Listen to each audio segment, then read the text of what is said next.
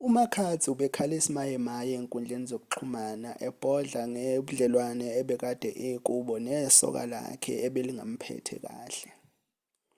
Kwaphinda kwasihlanganisa okwenzakalayo siyakwamukela kule nkatheko ethake iy'ndaba eziwuchungechunge ezweni. Qinisekisa ukusilandela ngendlela ezokwenza ulandelwe yintathane yey'ndaba esiyiphakayo usuku nosuku.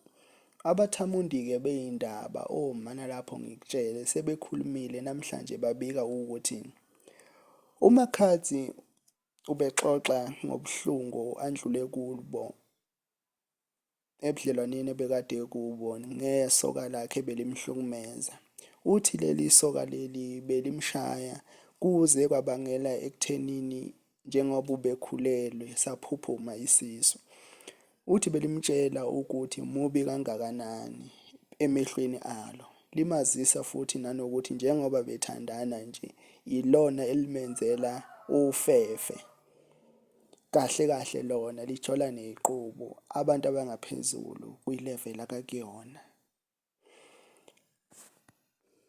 Noma lingadalulanga-ke igama lomuntu wesilisa bethandana naye, kodwa kubonakala engathi uMakhathi kusazothatha isikhathi ukuthi ephinde besebudlelwaneni nomunye umuntu. Abanye-ke bebemeluleka ekuthenini akahambe eyolubophisa, kanti yena uthi ufuna ukuphola bese yandlula kule nto ngoba isimhlukumeze kakhulu. Phinde usithamele kwezayo esiza nazo usihlangabeze. Siyabonga.